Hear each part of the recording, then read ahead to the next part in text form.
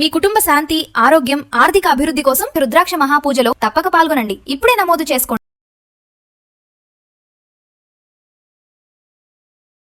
నమస్తే, welcome to Suman TV. నేను మీ కృష్ణవేణి. మంత్రము, యంత్రము, తంత్రం, వాస్తు, జ్యోతిష్యం, రత్నాలు, రుద్రాక్ష అన్నీ కూడా మానవ జీవితంలో గ్రహస్థితుల్ని ఖచ్చితంగా ప్రభావం చూపుతాయి.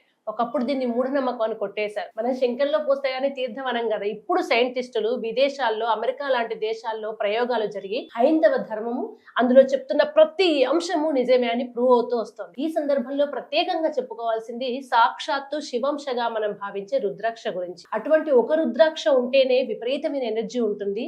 1,00,000 రుద్రాక్షలకి ఒకేసారి పూజ జరిగితే అసలు దాని విశేషం ఏంటి, దాని వల్ల మానవాళికి కలిగే ప్రయోజనాలు ఏంటి, ఈ అంశాన్ని మనకు వివరించడానికి సాక్షాత్తు ఆ పూజ చేస్తున్నటువంటి నిర్వాహకులు, గౌరవనీయులు, పండితులు, ఆధ్యాత్మికవేత్త బ్రహ్మశ్రీ దత్తాత్రేయ శర్మ గారు, మంత్రశాస్త్ర కోవిదులు. ఆయనే మనతో ఉన్నారు, మాట్లాడదాం.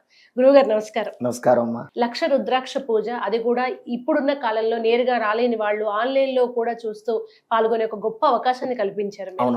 ఇప్పుడు అందరూ బాధపడేది ఏంటంటే దృష్టి దోషం, నరఘోష, నరుని దృష్టికి నల్ల రాపరాయన పడిగిపోతుంది అంటారు కదా. దానికి ఈ రుద్రాక్ష పూజ ఎలా సమస్యల్ని పరిష్కరిస్తుంది? అంటే అమ్మా, నరఘోషకి నివారణ అనేది లేదు.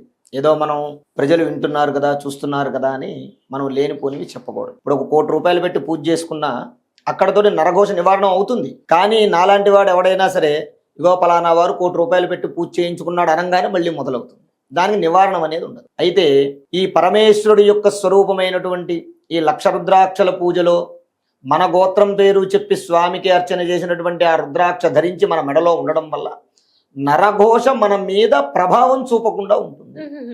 ఆ రుద్రాక్ష యొక్క శక్తి వల్ల నరఘోష అనేది మన మీద ప్రభావం చూపించదు, చూపకుండా ఉంటుంది తప్ప నరఘోష అనేది జీవితంలో ఎవరి జీవితంలోనూ పూర్తిగా నివారణ అవ్వదు. ఎందుకంటే మనం ఎంత చేసినా సరే నరఘోష అనేది మళ్ళీ వెంటనే ప్రారంభం అయిపోతుంది. కాబట్టి ఈ రుద్రాక్షని మనం పూజ చేసినటువంటి రుద్రాక్ష ధరించడం వల్ల నరఘోష ప్రభావం మన మీద పడకుండా, ఇప్పుడు ఎండ ఉంది, వాన వస్తుంది, గొడుగు పట్టుకుంటే వాన మన మీద పడకుండా మిగిలిన చోట పడుతుంది. అలాగే ఈ రుద్రాక్ష ధరించడం వల్ల, ఈ 1,00,000 రుద్రాక్ష పూజలో పెట్టి చేసినటువంటి ఈ రుద్రాక్ష ధరించడం వల్ల ఎవరైతే వేసుకుంటారో వారికి నరఘోష ప్రభావం అనేటటువంటిది ఆ ప్రభావం వారి మీద చూపదు. సాధారణంగా నరదృష్టి, నరఘోష, దృష్టి దోషం ఇవి ఉన్న వాళ్ళు ఏ లక్షణాలను చూసి మా మీద నరఘోష ఉంది అని గుర్తించవచ్చు అంటారు? అంటే ఎక్కువగా తలపోటు ముందుగా ఎక్కువగా వస్తుంది. నరఘోష ఉన్నటువంటి వారికి తలపోటు ముందుగా ఎక్కువ వస్తూ ఉంటుంది. తర్వాత పని చేసినంతసేపు బాగానే ఉంటుంది, ఉన్నట్టుండి నీరసించిపోవటము, తర్వాత ఉన్నట్టుండి శరీరం బాగా బరువుగా ఉండటము, మనం దారిలో వెళ్ళేటప్పుడు ఏదైనా జంతువు, ఏ కుక్క కానివ్వండి లేదా పిల్లి కానివ్వండి, మన మీదకి వెంటనే మీదకి రావటం కానివ్వండి, ఇలాంటివన్నీ కూడా ఈ నరఘోష ఉన్నది అనడానికి సూచన. అంతేకాకుండా నరఘోష ఉండడం వల్ల జ్వరం కూడా వస్తుంది. జ్వరము, ఒళ్ళు నొప్పులు లాంటివి అలాంటివి వస్తూ ఉంటాయి. అందువల్ల మనం ఏం చేస్తామయ్యా అంటే, పూర్వం పెద్దలు చెప్పినటువంటి సూచన ఏంటయ్యా అంటే, బయటికి వెళ్ళొచ్చిన వెంటనే కాళ్ళు కడుక్కుని కళ్ళు తుడుచుకుని ఇంట్లోకి వెళ్ళమని చెప్తారు. చిన్నపిల్లలు అయితే కాస్త ఉప్పో, నిమ్మకాయో, కొబ్బరికాయో దిష్టి తీయమని చెప్తారు.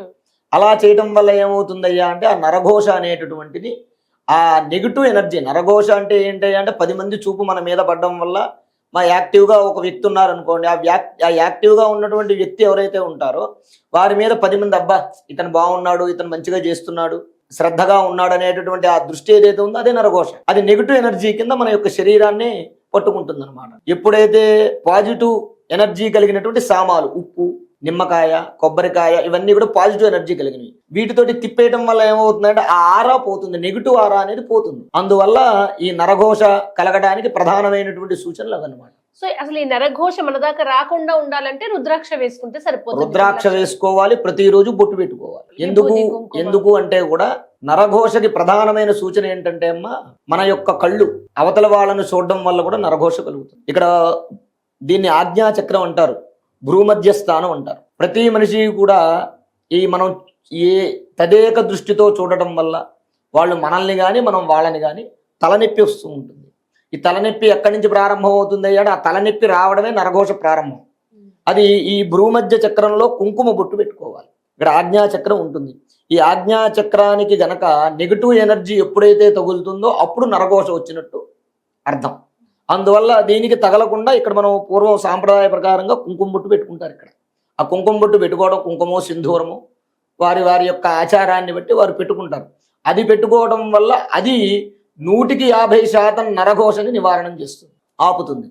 తద్వారా మనం ఈ వేసుకున్నటువంటి రుద్రాక్ష శరీరంలో ఈ నరఘోష వల్ల కలిగేటటువంటి రుగ్మతల్ని నివారణం చేస్తుంది. ఆ నరఘోష ఎనర్జీని, ఆ నెగిటివ్ ఎనర్జీని మన మీదకి రాకుండా చూస్తుంది అనమాట. ధన్యవాదాలు. ధన్యవాదాలమ్మా.